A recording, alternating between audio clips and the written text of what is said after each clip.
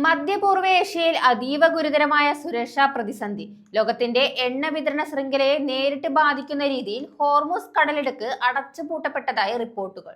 Iran നാവിക ഉപരോധം ഏർപ്പെടുത്തിയതോടെയാണ് ഈ നിർണായക കടപ്പാതയിൽ ഗതാഗതം തടസ്സപ്പെട്ടത്. പേർഷ്യൻ ഗൾഫിൽ നിന്ന് ലോകത്തിന്റെ വിവിധ ഭാഗങ്ങളിലേക്ക് എണ്ണ കൊണ്ടുപോകുന്ന പ്രധാന മാർഗമാണ് ഹോർമുസ് കടലിടുക്ക്. ആഗോള എണ്ണ വിതരണത്തിന്റെ വലിയൊരു വിഹിതം ഇവിടെ നിന്നാണ് കടന്നു പോകുന്നത്. അതിനാൽ തന്നെ ഈ കടലിടുക്ക് അടഞ്ഞതോടെ അന്താരാഷ്ട്ര വിപണിയിൽ വൻ ആഘാതം ഉണ്ടാകുമെന്ന ആശങ്ക ഉയരുകയാണ്. ഇതിനിടെ USA മേഖലയിലെ നിയന്ത്രണം ശക്തമാക്കുകയും കടലിടുക്കിലൂടെ കപ്പൽ ഗതാഗതം നിയന്ത്രിക്കുന്ന നടപടികൾ സ്വീകരിച്ചെന്ന റിപ്പോർട്ടുകളും പുറത്തുവരുന്നുണ്ട്. ഇറാന്റെ നീക്കങ്ങൾക്ക് മറുപടിയായാണ് US-ന്റെ ഈ ഇടപെടലെന്ന് വിലയിരുത്തപ്പെടുന്നു. ഇതോടെ രണ്ട് രാജ്യങ്ങളും നേരിട്ട് സംഘർഷത്തിന്റെ വക്കിലെത്തിയിരിക്കുകയാണെന്ന ആശങ്ക ശക്തമാകുന്നു. നാവികസേനകളുടെ സാന്നിധ്യം ഗൾഫ് മേഖലയിൽ വർദ്ധിച്ചിരിക്കുകയാണ്.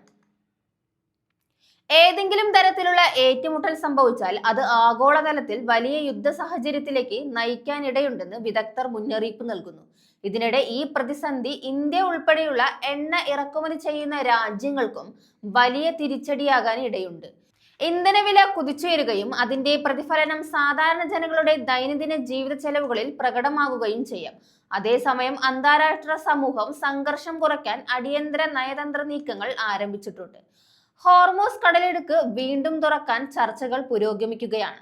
മൊത്തത്തിൽ ഇറാനും US-ഉം തമ്മിലുള്ള ഈ കടുത്ത നിലപാട് ആഗോള സമാധാനത്തിനും സാമ്പത്തിക സ്ഥിരതയ്ക്കും വലിയ വെല്ലുവിളിയാവുകയാണ്.